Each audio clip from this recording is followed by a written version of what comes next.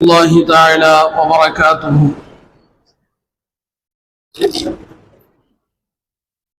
نحمده ونصلي على رسوله الكريم. أما بعد فأعوذ بالله من الشيطان الرجيم. بسم الله الرحمن الرحيم. وقد أخذنا ميثاقكم إن كنتم مؤمنين. صدق الله العلي العظيم. وقال نبينا صلى الله عليه وسلم: السعي منا والإتمام من الله، أو كما قال عليه الصلاة والسلام. புகழனைத்தும் அல்லாஹ் ஒருவனுக்கே உரித்தாகட்டுமாக. ஸலாத்தும் ஸலாமும் எம்பெருமான் ஸல்லல்லாஹு அலைஹி வஸல்லம் அவர்கள் மீதும், அவர்களது வழிவந்த உத்தம சத்திய சஹாபாக்கள், தாபியீன்கள், தபா தாபியீன்கள், ஹத்தாபுகள், அவுலியாக்கள், ஷுஹதாக்கள், சாலிஹீன்கள், இங்கு அமர்ந்திருக்கும் அனைவரின் மீதும் வல்லநாயனின் கிருபையும் மக்ஃபிரத்தும் குறைவின்றி நிலவட்டுமாக. ஆமீன். அல்லாஹ்வுடைய மாபெரும் கிருபையாலும் கருணையாலும் இந்த உலகம் தோன்றிய நாள் முதல் புனித மாதங்களாக அவன் அறிவித்திருக்கக்கூடிய 4 மாதங்களில் ரஜபுடைய மாதத்தின் முதல் வார ஜும்மாவிலும், புதிதாய் பிறந்திருக்கக்கூடிய 2025ஆம் வருடத்தின் முதல் வார ஜும்மாவிலும் நாம் வீற்றிருக்கின்றோம்.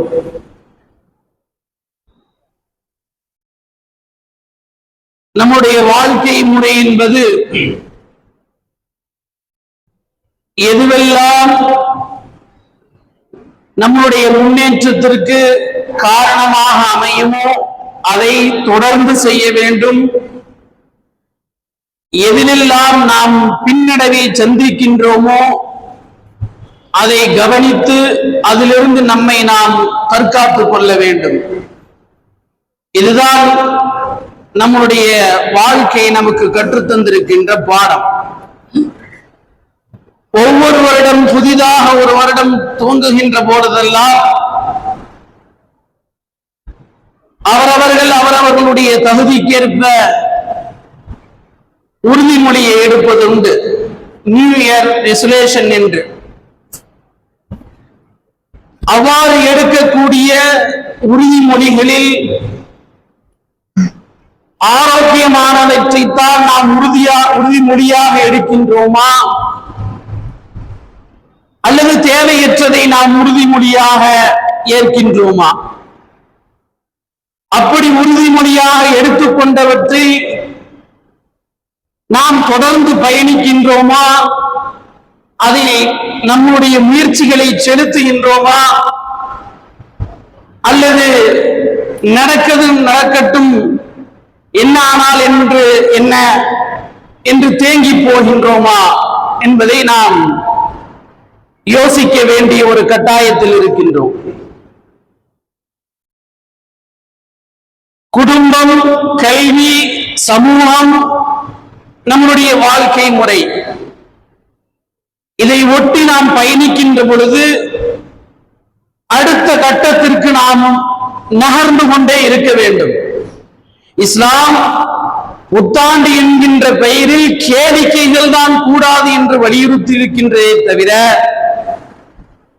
புதிதாக ஒரு வருடம் பிறக்கின்ற பொழுது அதிலே உறுதிமொழிகளை எடுப்பதையோ அல்லது அந்த எடுத்த உறுதிமொழிகளை நோக்கி நாம் பயணிப்பதையோ இஸ்லாம் அதற்கு முட்டுக்கட்டை போடவில்லை. எனவே ஒவ்வொரு வருடமும் நாம் புதிதாய் ஒரு வருடம் பிறக்கின்ற பொழுது என்ன உறுதிமொழிகளை நாம் எடுக்கின்றோம், அதில் நாம் முயற்சிகளை மேற்கொண்டிருக்கின்றோமா, அதில் நாம் எவ்வளவு தூரம் சென்றிருக்கின்றோம், அல்லது உறுதிமொழிகளை எடுப்பதையே வாடிக்கையாக வைத்திருக்கின்றோமா என்பதை யோசிக்க வேண்டும். இமாம் புகாரி ரஹ்மத்துல்லாஹி அலைஹி அவர்கள் சுமார் 6 லட்சம் ஹதீஸ்களை மனனம் செய்தவர்கள். 6 லட்சம் ஹதீஸ்களை மனனம் செய்து அதில் எது பலவீனமானது, எதுவெல்லாம் திரும்ப திரும்ப வந்தது, இதையெல்லாம் தட்டி கழித்தது போக ஒரு தொகுப்பை தொகுக்கின்றார்கள் சஹீஹுல் புகாரி என்று. 7593 ஹதீஸ்களை அந்த புத்தகத்தில் தொகுக்கின்றார்கள் சஹீஹுல் புகாரி என்று. இந்த சம்பவத்திற்கு முன்னணியாக இருப்பது அவர்கள் எடுத்துக்கொண்ட உறுதிமொழி. எப்பொழுது அந்த உறுதிமொழியை எடுக்கின்றார்கள் என்றால், ஒரு நாள் கனவில் பெருமானார் ஸல்லல்லாஹு அலைஹி வஸல்லம் அவர்களுக்கு விசிறி விட்டுக் கொண்டிருக்கின்றார்கள். ஈ அண்டாமல் கொசு அண்டாமல் இருக்க நாயகம் ஸல்லல்லாஹு அலைஹி வஸல்லம் அவர்களுக்கு விசிறி விட்டுக் கொண்டிருக்கின்றார்கள். கனவிலிருந்து விழித்ததற்கு பிறகு இந்த கனவுக்கான என்ன விளக்கம் என்ன என்று தேடி பயணித்த பொழுதுதான் இமாம் புகாரி ரஹ்மத்துல்லாஹி அலைஹி அவர்கள் நாயகம் ஸல்லல்லாஹு அலைஹி வஸல்லம் அவர்கள் சொன்னார்கள் என்று எதுவெல்லாம் வந்திருக்கின்றதோ அதையெல்லாம் நாம் முதலில் மனனம் செய்ய வேண்டும். அன்றைய தேதியில் லட்சக்கணக்கான ஹதீஸ்களை சர்வசாதாரணமாக இன்று குர்ஆனை மனனம் செய்வதை போல ஹதீஸ்களை மனனம் செய்திருந்தவர்கள் ஏராளம். அப்படி எல்லோரையும் போல் நாம் வெறுமனே மனனம் மட்டுமே செய்து இருந்து விடக் கூடாது. அவற்றை முஸ்லிம் மக்கள் இந்த உம்மத்தினர் வாசிப்பதற்கு படிப்பதற்கு தோதுவாக திரும்ப திரும்ப வந்த ஹதீஸ்களையும் பலவீனமாக பின்பற்றலாமா வேண்டாமா என்று சந்தேகத்திற்கு இடமானவற்றையும் நாம் களைந்து சரியான தொகுப்பை நாம் நிறுவ வேண்டும் என்று முயற்சிக்கின்றார்கள், உறுதிமொழி எடுக்கின்றார்கள். அதை நோக்கி அவர்கள் பயணப்பட்டு போகின்றார்கள். சுமார் 16 வருடங்கள் பிடித்தது இந்த சஹீஹுல் புகாரி இவற்றை அவர்கள் தொகுத்து முடிப்பதற்கு.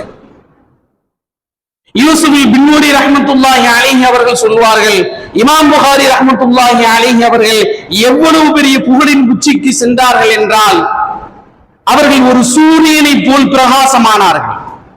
இந்த தொகுப்பை தொகுத்து முடித்ததற்கு பிறகு உலக அரங்கில் நம்பிக்கை பெற்ற எல்லோராலும் ஒப்புக்கொள்ளப்பட்ட ஒரு இமாமாக இமாம் புகாரி ரஹ்மத்துல்லாஹி அலைஹி அவர்கள் மாறி போனார்கள்.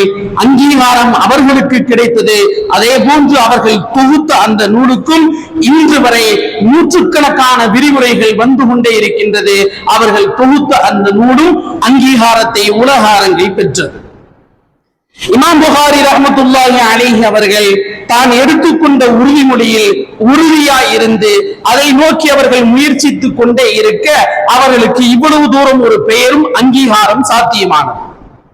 இன்றைக்கும் ஹதீஸ் நூல்களில் புகாரி ஷரீஃபை தவிர்த்து நீங்கள் எந்த ஹதீஸையும் வாசித்து விட முடியாது. இது ஒரு பக்கம். 85களில் ஒருத்தர் முடிவெடுக்கின்றார். அமெரிக்காவில் 85ல் இனிமேல் நாம் கண்டுபிடிக்க போகின்ற இந்த செயலி அமெரிக்காவில் உள்ள யாரும் இதை தவிர்க்க முடியாத வண்ணம் இருக்க வேண்டும் என்று அவர் ஒரு உறுதிமொழிக்கு வருகின்றார். அப்படி உறுதிமொழிக்கு வந்ததற்கு பிறகு அதை நோக்கி அவருடைய முயற்சிகளை போட்டுக் கொண்டே வருகின்றார். தன்னுடைய செயல்பாட்டில் தன்னுடைய கவனத்தில் அந்த உறுதிமொழியை சிதறவிடாமல் பார்த்துக் கொள்கின்றார், உழைக்கின்றார். ஒரு காலத்தில் அதுதான் விண்டோஸ் என்கின்ற சாப்ட்வேர் உருவாகின்றது. சுமார் 12 வருடங்கள் உலகின் முதல் பணக்காரருடைய பட்டியலில் அவர் இடம் பிடிக்கின்றார். எடுத்துக்கொண்ட உறுதிமொழியில் எந்த அளவும் பிசகாமல் நாம் எதை நோக்கி பயணிக்கின்றோமோ அதை அல்லாஹ் சாத்தியப்படுத்தி காட்டுவான். அதைத்தான் நபி ஸல்லல்லாஹு அலைஹி வஸல்லம் அவர்கள் சொல்வார்கள், அஸ்ஸாயு மின்னா வல் இத்மாமு மினல்லாஹ். முயற்சிப்பது நம் கடமை, அதை முடித்து வைக்கின்றது அல்லாஹ்வுடைய கடமை. இந்த உறுதிமொழியை குறித்து குர்ஆனும் பேசுகின்றது. வலகத் அஹித்னா இலா ஆதம மின் கப்லு ஃபனசிய வலம் நஜித் லஹு அஸ்மா. சொர்க்கத்தில் ஆதம் அலைஹிஸ்ஸலாமும் எனக்கும் ஒரு உறுதிமொழி இருந்தது. சொர்க்கத்தில் நீ எங்கு வேண்டுமானாலும் செல்லலாம், எந்த மரக்கனிகளை வேணுமானாலும் சாப்பிடலாம், இந்த ஒரே ஒரு மரத்தை தவிர. இது எனக்கும் ஆதமுக்குமான உடன்படிக்கை. அந்த உடன்படிக்கையில், அந்த உறுதிமொழியில் அவர் சறுக்குகின்ற பொழுது உலகத்தை சந்திக்க வேண்டிய சந்தர்ப்பம் ஏற்படுகின்றது. அது எதனால் ஏற்பட்டதோ அதை தொடர்ந்து இந்த உலகமும் இயங்க ஆரம்பிக்கின்றது என்று இறைவன் சொல்கின்றான். நபிமார்களுக்கும் எனக்கும் உடன்படிக்கை உறுதிமொழி இருந்தது. எல்லா நபிமார்களிடத்திலும் அந்தந்த நபிமார்களுக்கு சில குறிப்பிட்ட ரசூல்மார்களுக்கு வேதங்களை வழங்கி, அதுபோக எல்லா நபிமார்களிடத்திலும் நான் ஒரு உறுதிமொழியை எடுத்துக்கொண்டேன். என்ன உறுதிமொழி? எங்களுக்கு பின்னால் ஒரு நபி வருவார், அவரை பற்றி நீங்கள் அறிமுகம் செய்ய வேண்டும். எங்களுக்கு பின்னால் ஒரு நபி வருவார் என்று அவரை பற்றி நீங்கள் அறிமுகம் செய்ய வேண்டும். முதலில் அவரை நீங்கள் ஈமான் கொள்ள வேண்டும். அவருக்கு உதவியாக இருக்கின்றோம் என்று நீங்கள் உறுதிமொழி எடுக்க வேண்டும் என்றெல்லாம் நபிமார்களிடத்திலே நாம் ஒப்பந்தம் செய்து கொண்டோம், உடன்படிக்கை ஏற்படுத்திக் கொண்டோம், உறுதிமொழி ஏற்றுக்கொண்டனர் நபிமார்கள் என்று அல்லாஹ் சொல்லி காட்டுகின்றான்.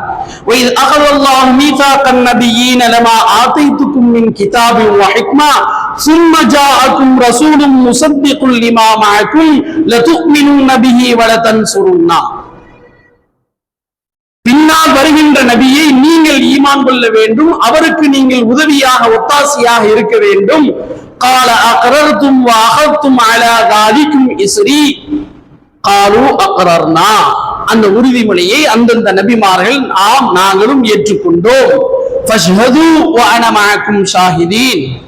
நீங்களும் நானும் நாம் எடுத்துக்கொண்ட இந்த உறுதிமொழிக்கு உடன்பாட்டிற்கு சாட்சியாளர்களாக இருப்போம் என்று நபிமார்களுக்கும் அல்லாஹ்விற்கும் நடைபெற்ற அந்த உறுதிமொழியை, உடன்படிக்கையை குறித்து அல்லாஹ் பேசுகின்றார்.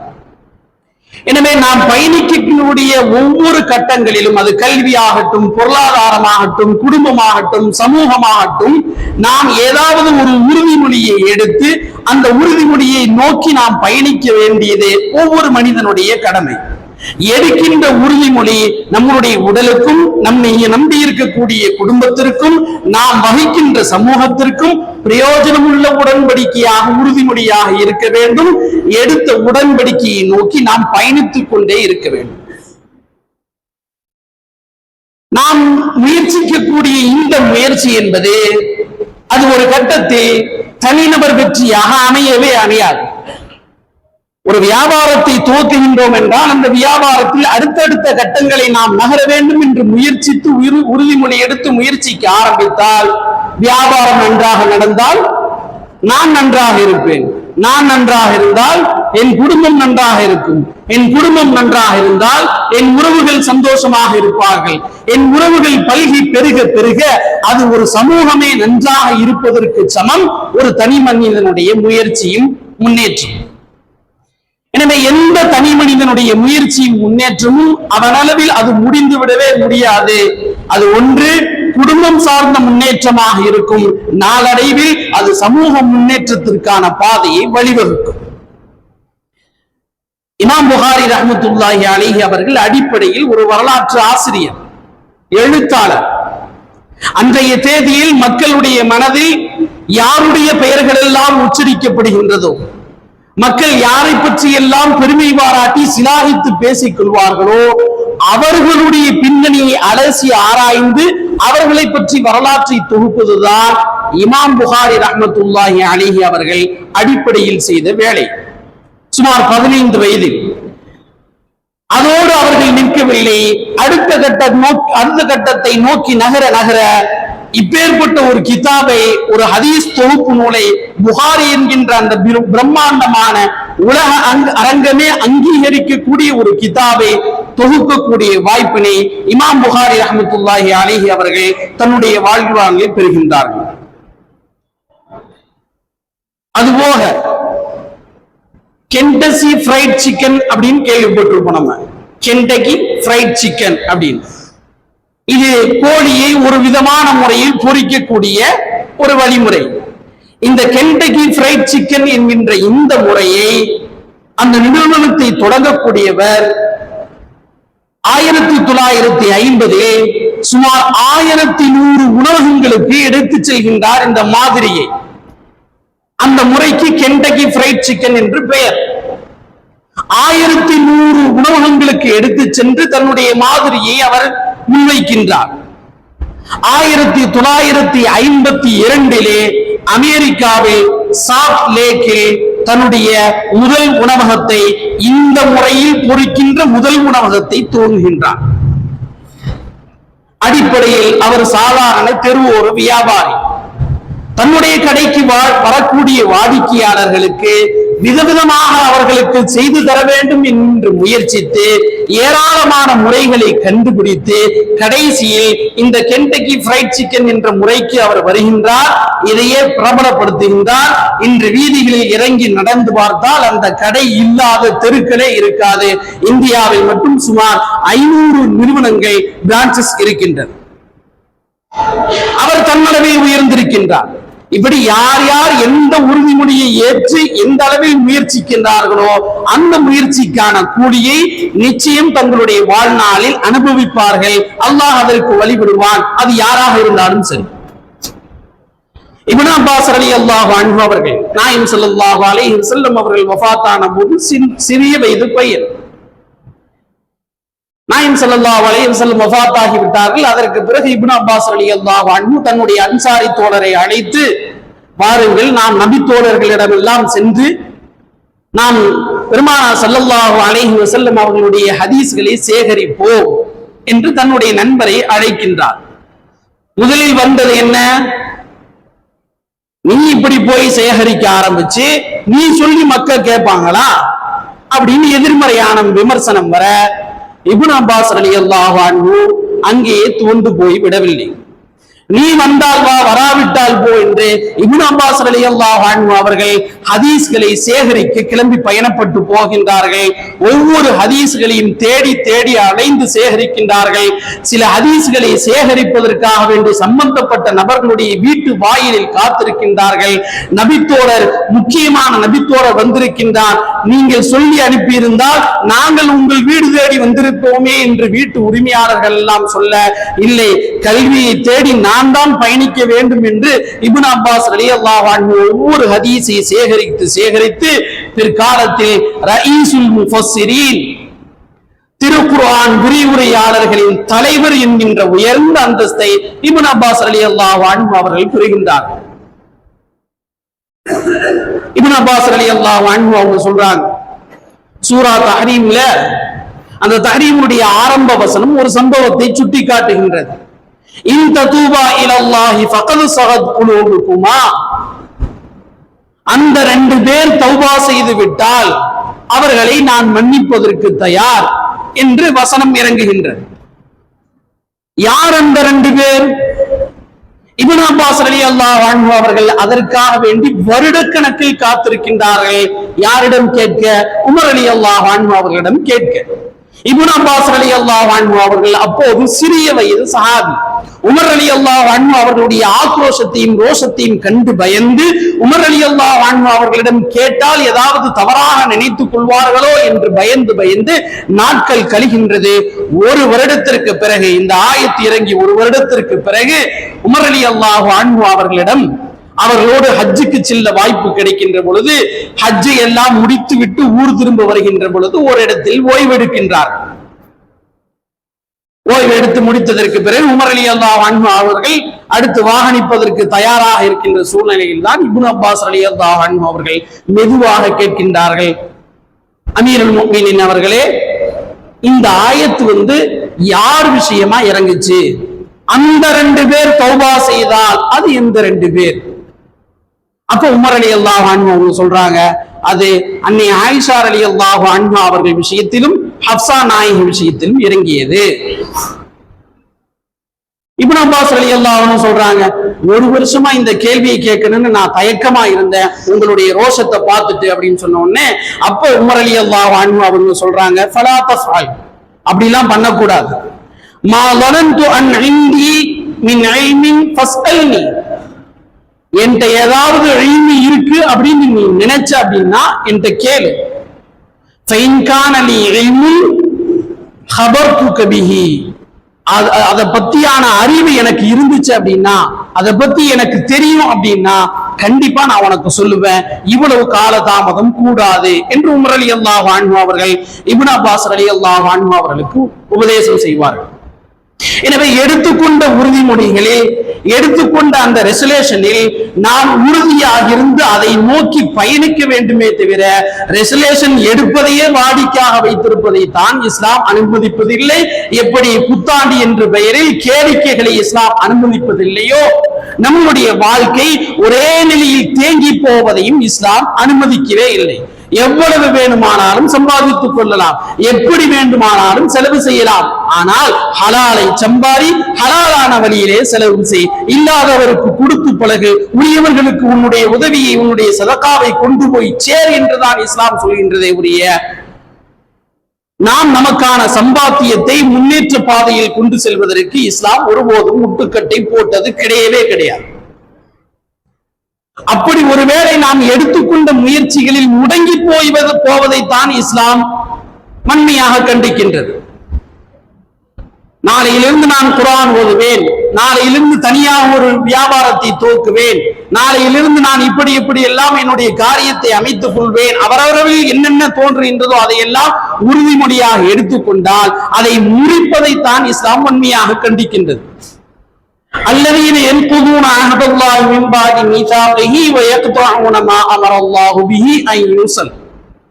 நீங்கள் ஒரு உறுதிமொழியை எடுத்ததற்கு பிறகு அதை நோக்கி நீங்கள் நகராமல், முயற்சிக்காமல் அந்த உறுதிமொழியை முறித்து போய்விட்டால் அல்லது முடங்கி போய்விட்டால் அதை செயல்படுத்தாமல் உலாயிக ஹுமுல் காசிரூன், அவர்கள் நஷ்டத்தை சந்திப்பார்கள்.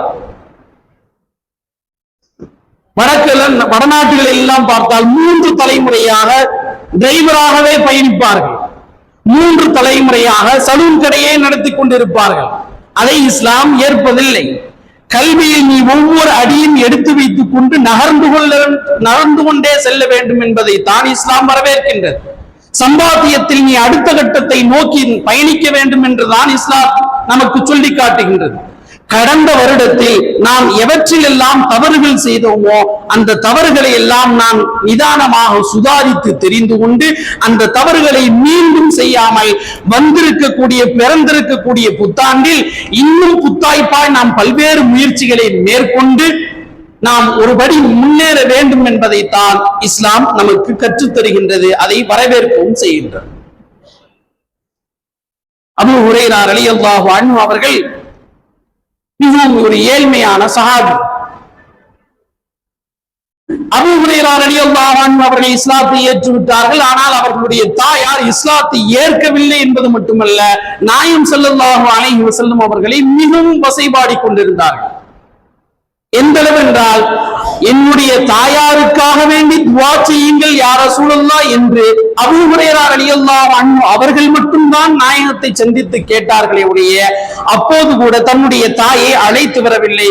காரணம், அங்கு வந்து நேரடியாக ரசூலுல்லாஹ்வை திட்டிவிட்டால் என்ன செய்வது என்று பயந்து நாயகம் ஸல்லல்லாஹு அலைஹி வஸல்லம் அவர்களை தனியாக சந்தித்து, யா ரசூலல்லாஹ், ஈமானை பற்றி நான் புரிந்து கொண்டேன், இஸ்லாத்தை நான் தெரிந்து கொண்டேன், ஏற்றுக்கொண்டேன், என்னுடைய தாயார் பிடிவாதமாக இருக்கின்றார், அவளுக்காக நீங்கள் துஆ செய்ய வேண்டும் என்று அபூ ஹுரைரா ரலியல்லாஹு அன்ஹு அவர்கள் சொல்ல, அல்லாஹும்ம ஹ்தி உம்ம அபீ ஹுரைரா, அபூ ஹுரைராவுடைய தாயாருக்கு யா அல்லாஹ் நீ ஹிதாயத்தை காட்டு என்று நபி ஸல்லல்லாஹு அலைஹி வஸல்லம் அவர்கள் அந்த நொடியே துஆ செய்கின்றார்.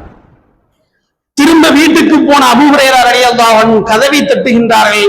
அபூ ஹுரைரா கொஞ்ச நேரம் இரு. உள்ளிருந்து இந்த பதில் தான் வந்தது. அபூ ஹுரைரா கொஞ்ச நேரம் இரு. உள்ளே குளிக்கின்ற சத்தம் கேட்கின்றது, ஆடை மாற்றுகின்ற சத்தம் கேட்கின்றது. முக்காடு போட்டு கதவை திறந்து அபூ ஹுரைரா அஷ்ஹது அல்லா இலாஹ இல்லல்லாஹ் வ அஷ்ஹது அன்ன முஹம்மதர் ரசூலுல்லாஹ் என்று இஸ்லாத்தை தழுவினார்கள். சந்தோஷம் தாங்க முடியாமல் மீண்டும் நாயகத்தை வந்து சந்தித்து சந்தோஷத்தில் அழுது கொண்டே வந்து நாயகம் ஸல்லல்லாஹு அலைஹி வஸல்லம் அவர்களை சந்தித்து அபூ ஹுரைரா ரலியல்லாஹு அன்ஹு அவர்கள் அடுத்த கோரிக்கையை வைக்கின்றார்கள். உதுல்லாஹ அன் யுஹிப்பினி அன வ உம்மி இலா இபாதிஹில் முஃமினீன் வ யுஹிப்புஹும் இலைனா. யா அல்லாஹ், யா ரசூலுல்லாஹ், நீங்கள் துஆ செய்தது போலவே என்னுடைய தாயார் இஸ்லாத்தை ஏற்றுக்கொண்டு விட்டார். எனவே எங்களுக்கு இன்னொரு துஆவும் செய்யுங்கள். நாங்கள் முஃமின்களுக்கு பிரியத்திற்குரிய நபர்களாக மாற வேண்டும், முஃமின்களை நாங்களும் நேசிக்க வேண்டும், நாங்களும் முஃமின்களை நேசிக்க வேண்டும் என்று துஆ செய்யுங்கள் என்று சொல்ல, அதே போன்று நபி ஸல்லல்லாஹு அலைஹி வஸல்லம் அவர்கள் துஆ செய்தார்கள். இன்றும் அன் அபீ ஹுரைரா ரலியல்லாஹு அன்ஹு என்று ஒரு ஹதீஸ் இல்லாமல் நாம் அந்த பக்கத்தை கடந்து போய்விடவே முடியாது. ஒரு ஹதீஸுடைய ஒரு பக்கத்தை வாசிக்கின்றோம் என்று சொன்னால் ஒரு ஹதீஸாவது அன் அபீ ஹுரைரா ரலியல்லாஹு அன்ஹு, இது அபூ ஹுரைரா ரலியல்லாஹு அன்ஹு அவர்களிடமிருந்து அறிவிக்கப்படுகின்றது என்று ஒரு ஹதீஸாவது வந்துவிடும். அந்த அளவு ஹதீஸ் கலை ஞானத்தில் மிகப்பெரிய ஒரு அந்தஸ்தையும் சமூக அந்தஸ்தை அபூ ஹுரைரா ரலியல்லாஹு அன்ஹு அவர்கள் பெற்றார்கள். நாம் எடுக்கின்ற அந்த உறுதிமொழி, நம்முடைய முயற்சி, காலம், இது எல்லாம் கைகூடி வருகின்ற பொழுது இங்கே ஒன்றை நாம் கவனிக்க வேண்டும். அல்லாஹை மறந்துவிடக் கூடாது. அல்லாஹை மறந்துவிடக் கூடாது. ஆரோக்கியமான உறுதிமொழி எடுத்தாகிவிட்டது. நம்முடைய முயற்சிகள் அமைவதற்கு தோதுவாகிவிட்டது. காலம் நமக்கு கைகூடி விட்டது. காசு பணம் எல்லாம் அமைந்து விட்டது. இந்த நேரத்தில் தான் அல்லாஹை மறந்துவிடக் கூடாது. எல்லாம் கைகூடி விட்டது என்று நீ உறுதியாக இருந்தால் அல்லாஹ்வின் மீது நம்பிக்கை வை, முழு மனதோடு அல்லாஹ்வின் மீது தவக்குல் வை.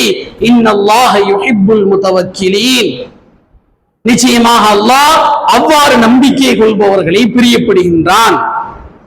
இதையும் நாம் மறந்துவிடவே கூடாது. வாரந்தோறும் நாம் ஓதுகின்ற கஹ்ஃப் சூராவிலே ஒரு ஆயத் வரும், துல்கர்னைன் அலைஹிஸ்ஸலாம் அவர்களை குறித்து. யாஜூஜ் மாஜூஜ் என்கின்ற வினோத கூட்டத்தினுடைய அட்டூழியம் தாங்க முடியவில்லை என்று அந்த ஊர் மக்கள் முறையிடுகின்றார்கள். அந்த ஊர் மக்களை காப்பாற்றுவதற்காக வேண்டி துல்கர்னைன் அவர்கள் பிரம்மாண்டமான ஒரு மதில் சுவரை கட்டி எழுப்புகின்றார்கள். அந்த பக்கம் இருக்கக்கூடிய அந்த வினோத கூட்டம் ஊர் மக்களை சந்திக்காத அளவிற்கு ஒரு பிரம்மாண்டமான மதில் சுவரை எழுப்பி விட்டு சொன்னார்கள்,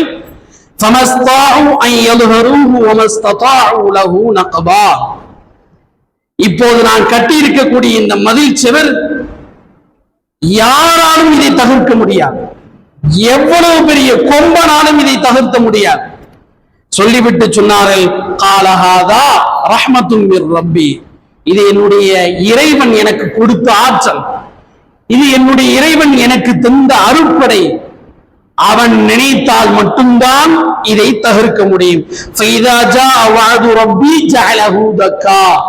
இறைவனுடைய வாக்கு வருகின்ற பொழுதுதான், கியாமத் நாள் வருகின்ற பொழுதுதான், அல்லது இறைவன் நினைக்கின்ற பொழுதுதான் இந்த பிரம்மாண்டமான இரும்பு கோட்டையை தகர்க்க முடியும் என்பது துல்கர்னைன் அலைஹிஸ்ஸலாம் அவர்களுடைய வார்த்தை. எனவே நாம் எடுத்துக்கொண்ட உறுதிமொழியும் சரியாக இருக்கின்றது. காலம் கைகூடி விட்டது, நாம் முயற்சிக்க நாம் முழுமனதோடு இறங்கிவிட்டோம் என்ற மமதியில் அல்லாஹை மறந்துவிடக் கூடாது.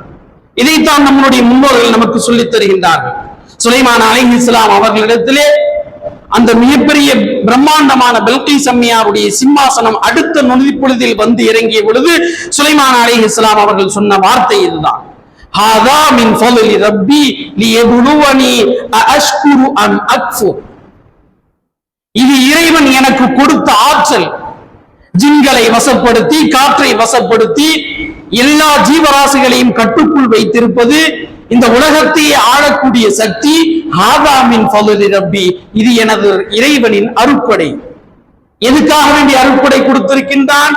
லியப்லுவனி அஷ்குரு அம் அக்ஃபுர், அவன் கொடுத்த இந்த வெகுமதிகளை, நியாமத்துகளை அனுபவித்துக் கொண்டு நான் அவனுக்கு நன்றி செலுத்துகின்றேனா அல்லது நான் அவனுக்கு மாறாக நடக்கின்றேனா, நன்றி மறந்து நடக்கின்றேனா என்பதை இறைவன் என்னை சோதிக்கின்றான் என்பதாக சுலைமான் அலைஹிஸ்ஸலாம் அவர்கள் நமக்கு கற்றுத் தருகின்றார்கள்.